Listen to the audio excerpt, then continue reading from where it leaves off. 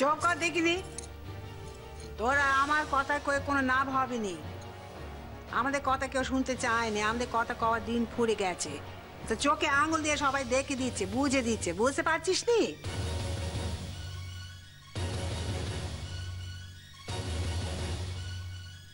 গিন্নিমা, আমি কিন্তু তোমার সঙ্গে আছি। মানে সাহেবের বউ তো আর আমাদের বউয়ের মতো হলে চলবে না।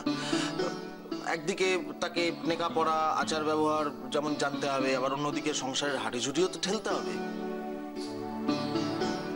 কিন্তু দুটো তো একসঙ্গে হতে পারে না। মানে দেখো, তাও মেয়ে তো লেখাপড়া জানে, আর সাহেব যে ধরনের লোকজনের সঙ্গে ওঠা বসা করে, আমার মনে হয় ও খুব সহজে মিশতে পারবে না, আমার মনে হয়। তো সেদিক থেকে দেখতে হলে আমার মনে হয় এই মেয়েই সাহেবের উপযুক্ত একদম।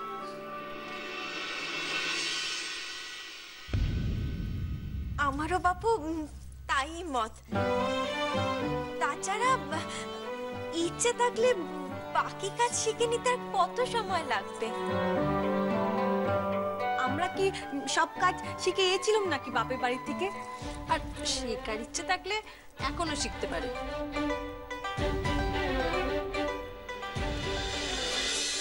ভাই রে ভাই, কি মেম সাহেবদের মতো গড় গড় গড় গড় করে ইংরেজি কইতেছে রে বাপ। আমার তো চোখ কপালে উঠে গেছে। হ্যাঁ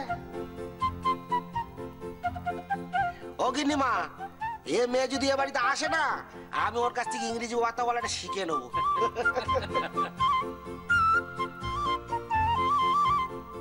হ্যাঁ তা ঠিক। আর মেয়ের মন খানাও খুব ভালো। দুদিনে আমাদের সঙ্গে কিরকম ভাব হয়ে গিয়েছিল। চলে আসার পর আমাদেরই তো বাড়িখানা কেমন ফাঁকা ফাঁকা লাগছিল।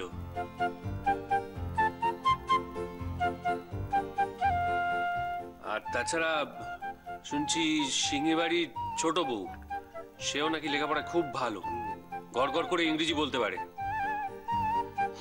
এখন এ মেয়ে যদি বিয়ে হয়ে আমাদের বাড়ি আসে, তাহলে মিত্তির বাড়ি ও সিংহি বাড়ির সঙ্গে পাল্লা দিতে পারবে।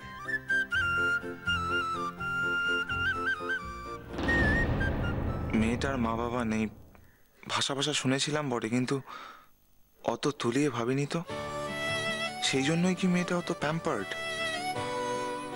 তাহলে তো মেয়েটা খুব দুঃখী।